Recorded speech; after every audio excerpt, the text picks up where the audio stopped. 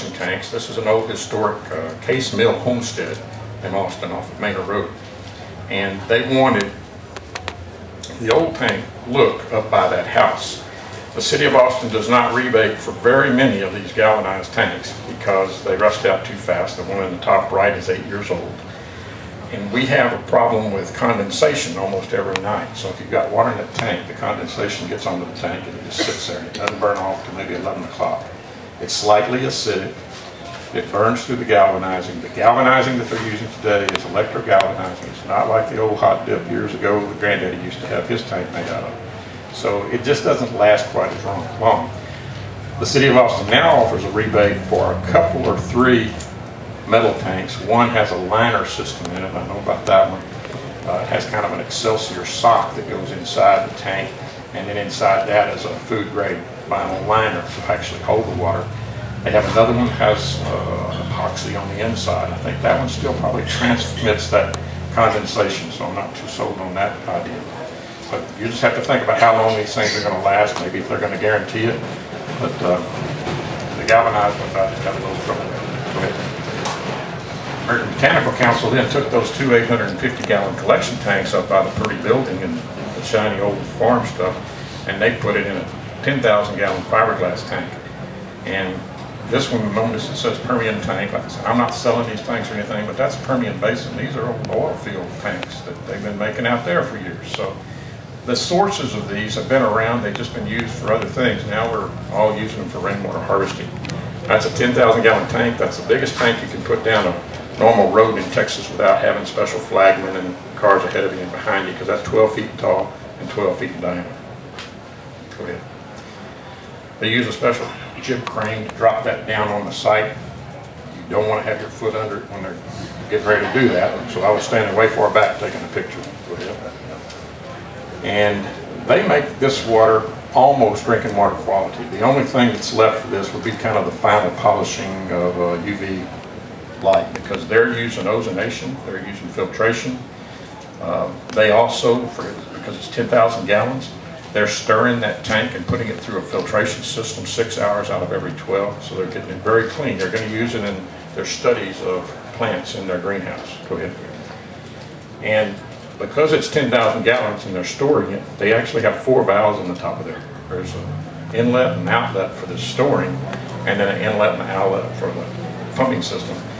But the Coriolis effect means that you have to be careful when you go down into that tank and set these valves. You have to know which way the toilet flushes in North America to know which way to make that water stir, or else you're not going to be stirring it the way the nature would like it to stir. I don't remember which way it is, just go flush the toilet and do it that way. Tank location and size, you know, all that's got to work together. It's usually bigger to buy 1 big tank than it is 2 tanks of the same capacity. But in this particular case, the lady wanted to get into that garage. So she used 2 smaller tanks to the right of the garage rather than 1 big tank.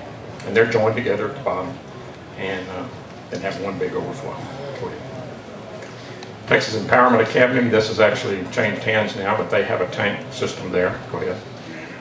And they collect water off their main building, and it goes into 1 tank and through a pump and filtration system out to the larger tank on the right.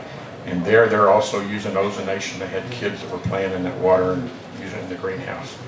So they used an ozonation system to make it a little bit healthier. Go ahead.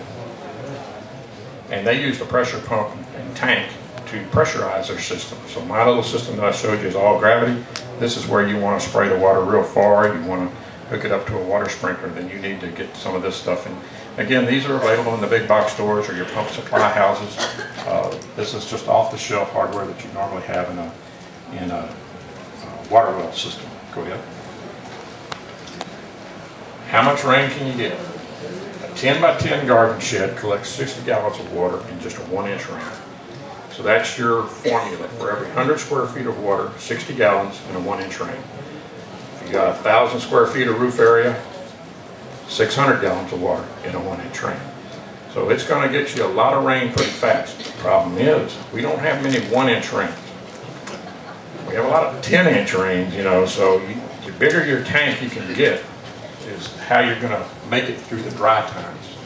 So that's why people keep adding capacity. That's a 750-gallon fiberglass tank there at the Natural Garden, or John Bill's place in Austin. Go ahead.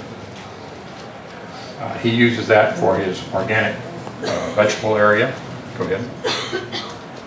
And he uses a little sight glass in there.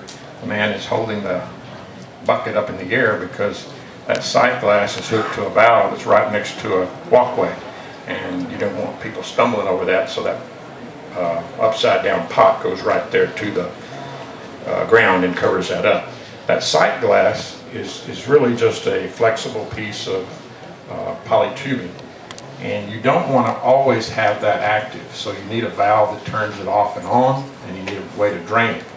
So when you're ready to check the volume of water in your tank, you just turn on the valve, and then that water will rise up in there and stop, and you know how much is in there, so then you open the valve and let the water drain out again, so it's not growing algae in that clear tank.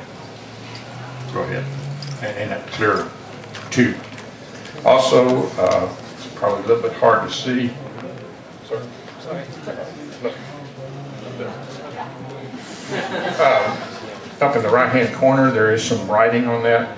It basically just says open for freeze. So you want to think about how you protect your system in a freezing weather situation. The tank won't freeze, but some of these little components will. So in the far left-hand area, they've got it wrapped up in rags. In the middle, they've got those rags covered with a flower pot. And then they open everything up when it's in freezing weather and drain it out.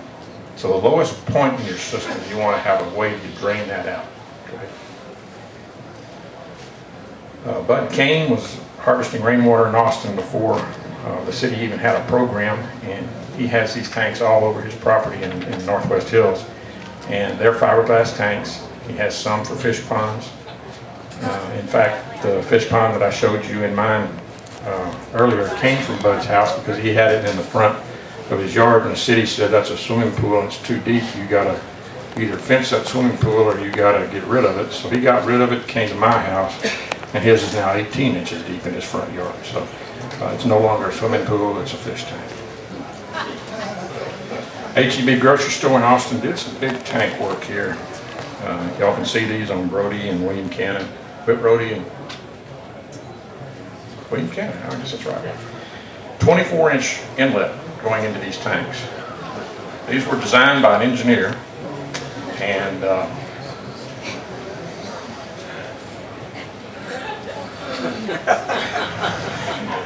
I was there when they dedicated these, and it was a big rainstorm. I did not go up on the roof for the interview. It was a lightning storm, and I declined. I was scared of lightning.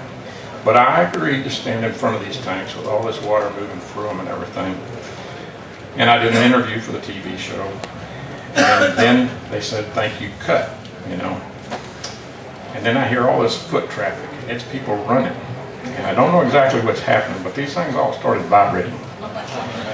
And I want to remind you that you need a vent in the top of any tank to let the water be able to come in and out and let the air move. They use their overflow as their vent.